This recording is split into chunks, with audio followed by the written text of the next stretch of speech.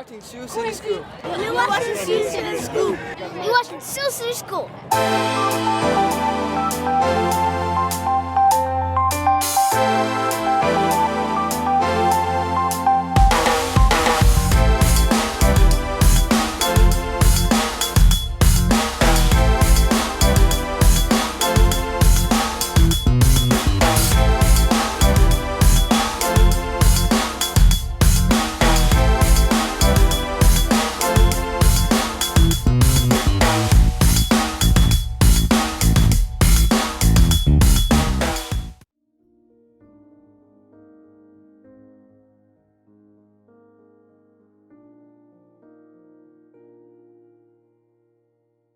It's really important, I think, for us to use this occasion, as Archie mentioned, to not just to remember those that were lost 74 years ago, but to really express our appreciation and our gratitude for what all of the first responders do, and today particularly honoring the members of the fire department, what they do for us on a daily basis, the risks that they take, the special qualities that they possess, and that we never, ever take for granted what the firefighters do for us.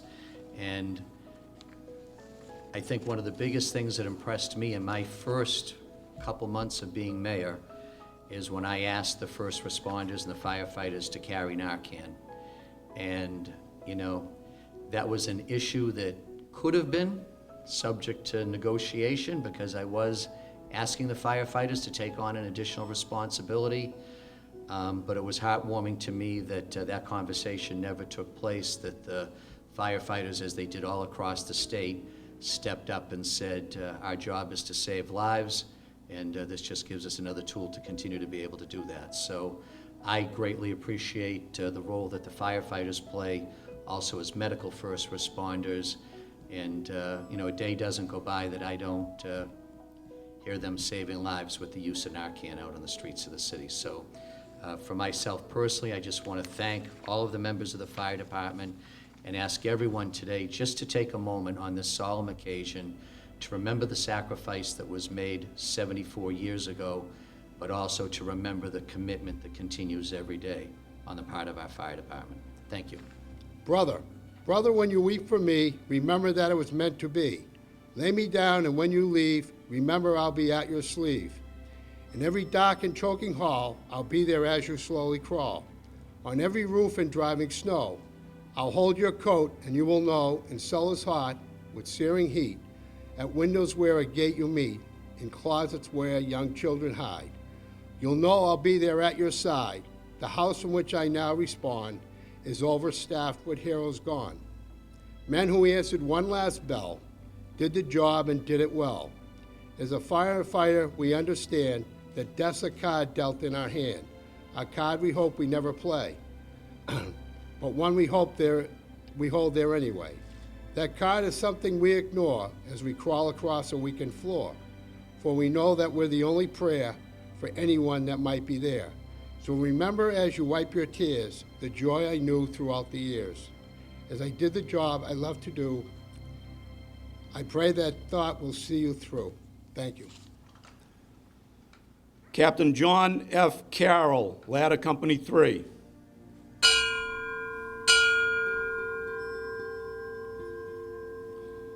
Lieutenant Raymond A. Mitchell, Engine Company 4.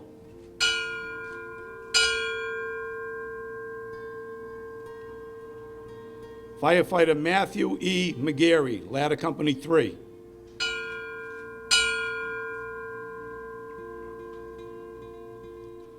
Firefighter Roy A. McCarrigan, Squad A.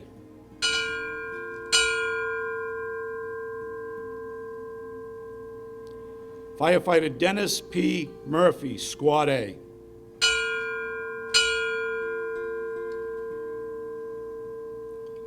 Firefighter William J. Murphy, Squad A.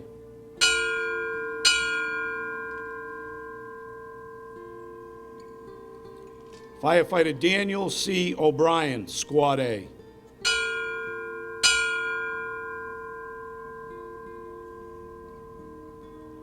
Firefighter George A. Collins, Engine Company 1.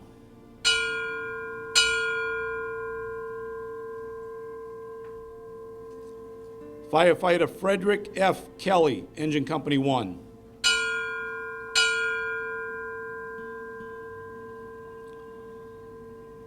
Firefighter Martin E. Lipper, Engine Company 1.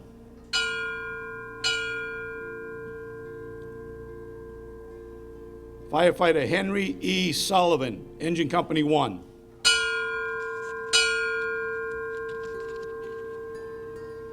Firefighter John M. McNeil, Ladder Company 1. And Firefighter Bartholomew Herlihy, Ladder Company 1.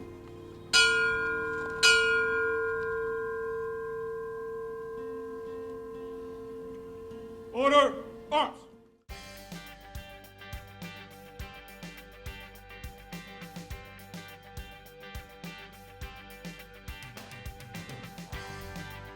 He began his first term focused on neighborhood stabilization, public safety, economic development, and those continue to be his major priorities.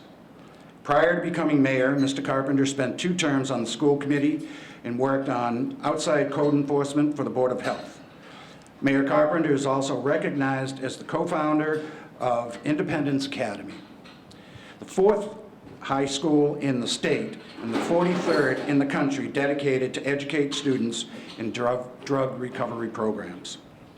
He's also well known as a media personality, as he served as the voice of Brockton High Sports for 17 years and was a local radio talk show host. He has an extensive background in the community, programs such as Brockton Youth Hockey, Downey Little League, Brockton After Dark, and Brockton Community Access TV. Please join me in welcoming our mayor, Bill Carpenter. I just want to say what a pleasure it is to be here with all of you this morning.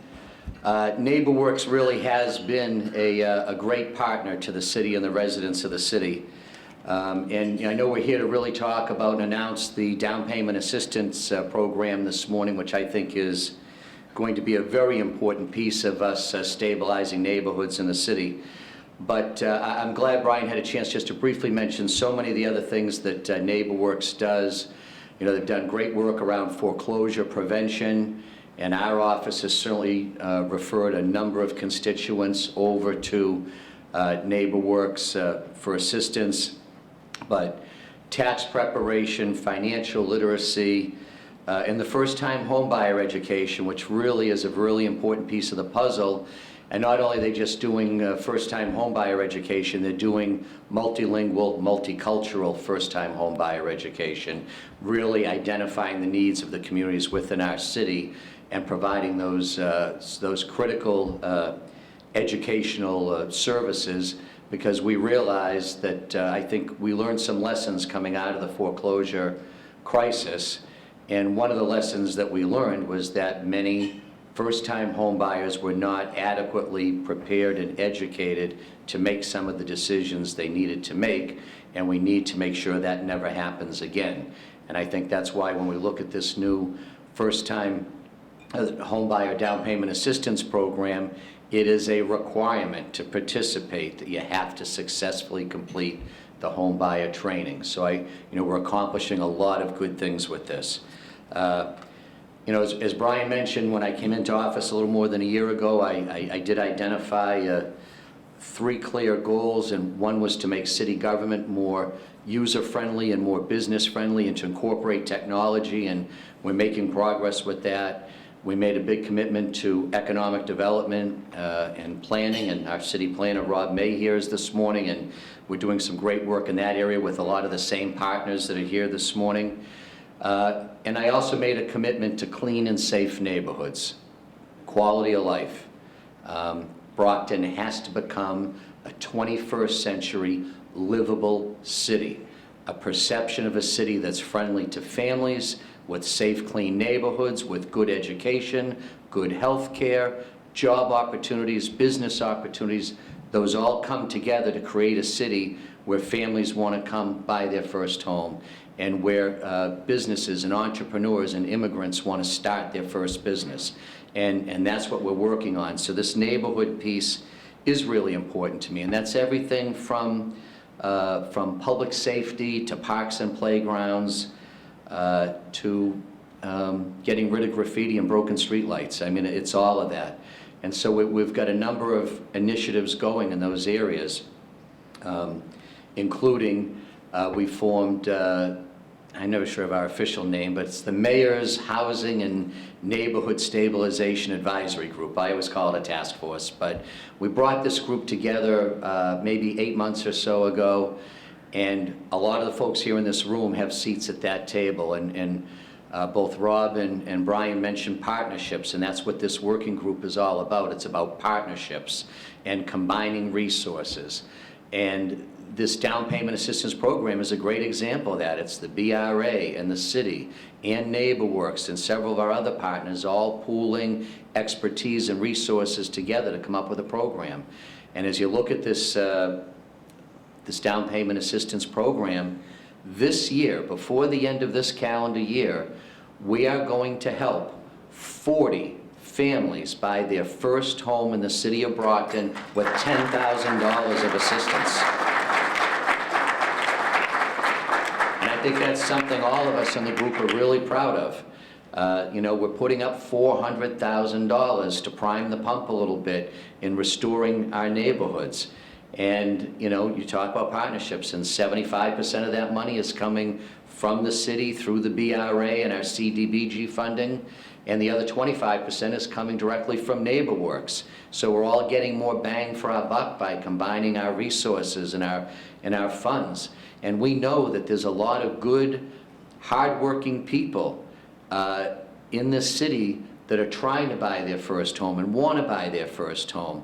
And you know, they've worked hard and they've got their credit where it needs to be now, and they're working and they're making an income, but it's really hard when you're a family on a paycheck week to week to save up that $10,000 or $15,000 that you need for down payment and closing costs. And for a lot of these really good families, this is the obstacle. This is the barrier that's preventing them from being able to own their own home.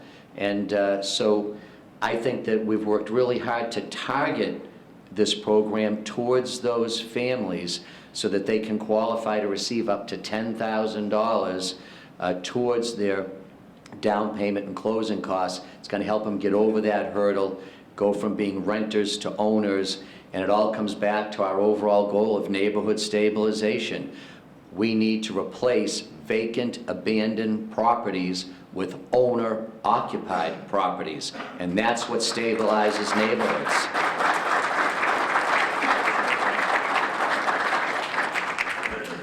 So I'm very thankful for all the people, and many of you are here in the room, Mass Housing and BRA and BHA and city agencies, and you know, we just had a great meeting a couple weeks ago putting together our game plan as to how we are going to identify and attack vacant properties in this city this spring. We're going after them, we're identifying them, we're going to identify who owns them, we're going to hold particularly banks responsible for properly maintaining vacant properties so that they're not a blight on our neighborhoods, because we know once we start holding their feet to the fire, they'll put those properties in the pipe. Once they realize they've got to be responsible for them, they'll start selling them, and that's exactly what we want. We want them to sell them so we can help Brockton families buy their first home and use this program as a vehicle to help them obtain that. So I'm excited about the work that the advisory group has planned for the spring.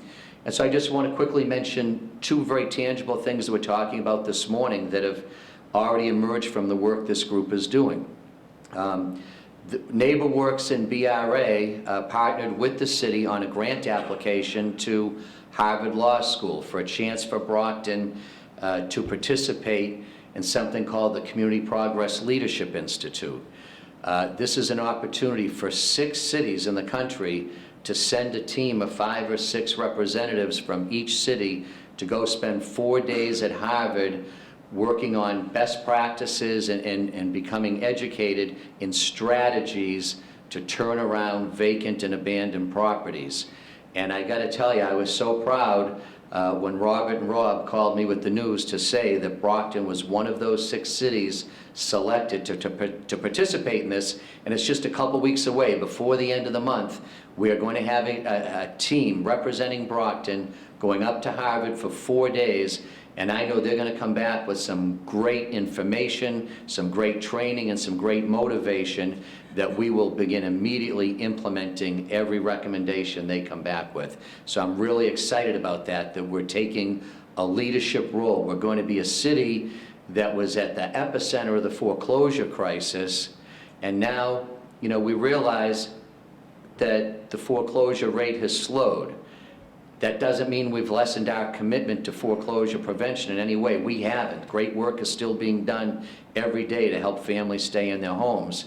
But we also have to now come to the realization that, you know, after 7 or 8 years of this, there is a lot of inventory of vacant and abandoned property that is just so detrimental to our neighborhoods, and we've got to have a strategy to get those properties reoccupied. And I know that our team is going to come back from the Community Leadership Institute at Harvard with some great ideas and some great programs, and we're going to work, and we're going to partner with other agencies. We're even going to partner with other cities. In the near future, I'll be going down to meet with the new mayor of Providence, who's identified this as an initiative in Providence. And what's really unique about him is he's a former housing court judge. So he brings a lot of his own experience on the bench in housing court to really being familiar with what the challenges are in neighborhoods with vacant properties. And I'll leave it to others to go into the details, but I am truly excited about this down payment assistance program. It is going to create opportunities for families. It's what we're trying to foster here in the city, and I can't wait for us. And I know we have many of our realtor friends here in the audience also this morning, and we're partnering with the banks, we're partnering with the realtors. We need the private sector. See, I think it makes a lot more sense to take $400,000 and help 40 properties become owner-occupied than to go out and buy 2 and renovate them and sell them.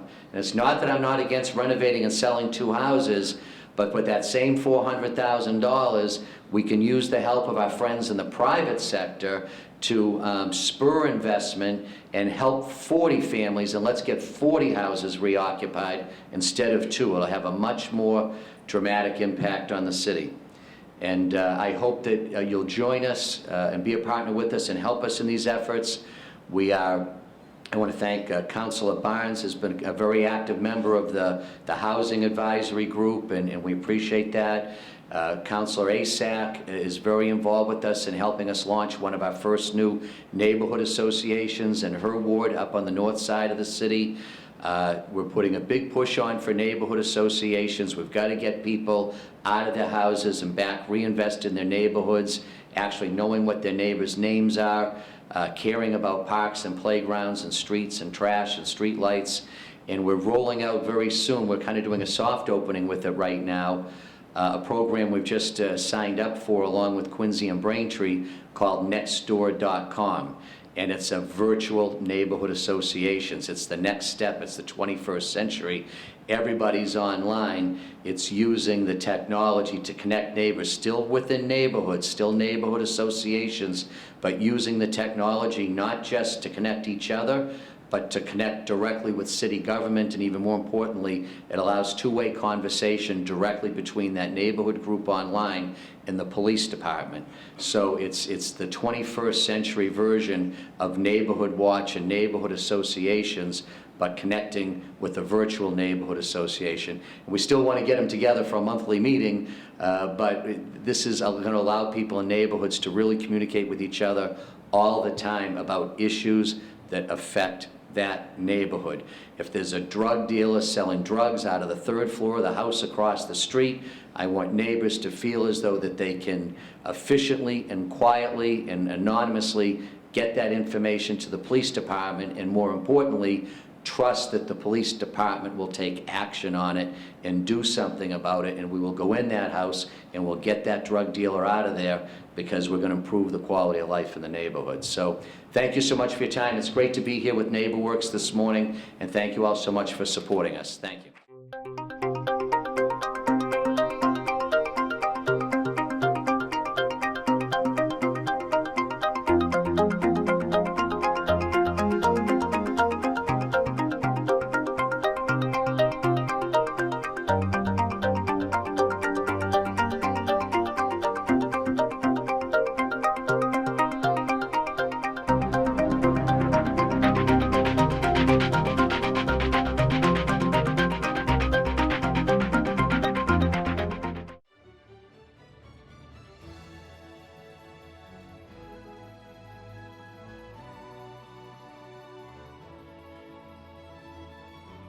Brockton is one of the great cities, not only in Massachusetts, but it's a classic city that's, got a historic roots that go back to the country's founding.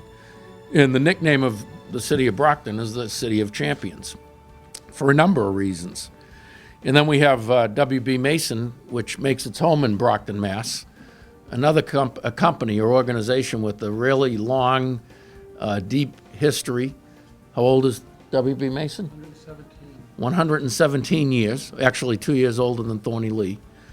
And I guess that these three things come together with the Women's Golf Association of Massachusetts for a week in August this year. From August 10th through August 16th, Thorny Lee and Brockton will be hosting the Women's Mass Amateur, and Megan Burse, one of our members, is the current president of the Women's Golf Association of Massachusetts. So from Monday through Thursday, we'll be hosting the Women's Mass Amateur Tournament. And then during the week, the professionals will be here as well. But from Friday through Sunday of that week, the 14th, 15th, and 16th, we'll be hosting the WB Mason Classic, which will be the Symetra Tour event, which is the precursor to the LPGA Tour. Well, thank you, Ray. Good morning, everyone. Great to have you all here in the City of Champions and at Thorny Lee. I just want to express my personal thanks to WB Mason for making this possible, for bringing the Symetra Tour here to Brockton, and to Thorny Lee for hosting the event. I think this is just another step in us recreating the image and the perception of the City of Brockton.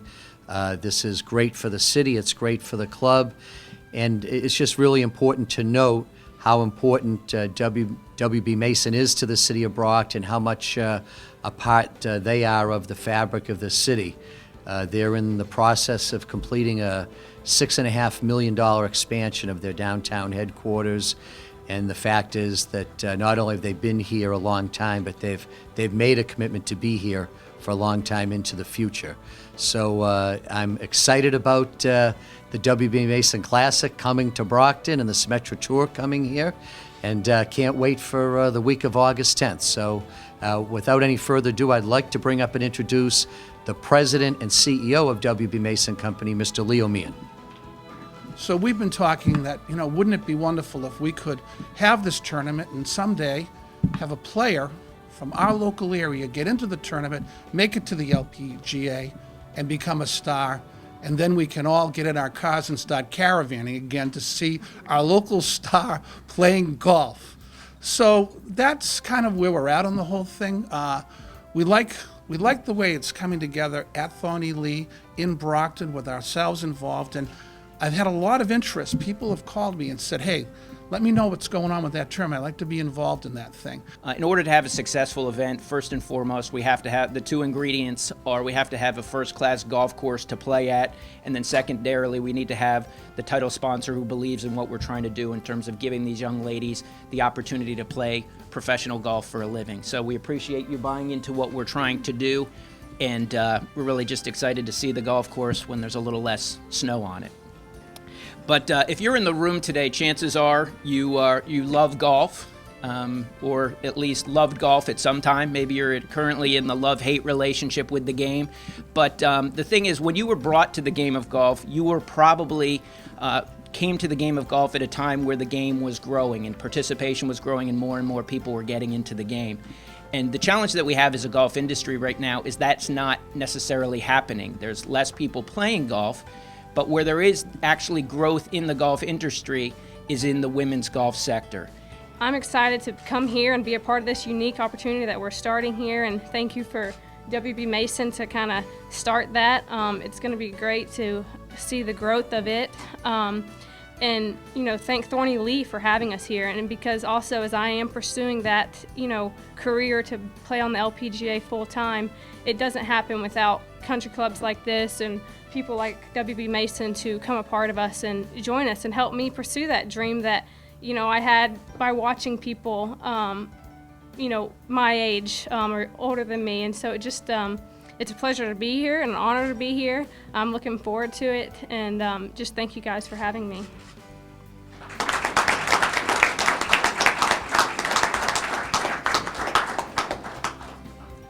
Well, Well, thanks, everyone.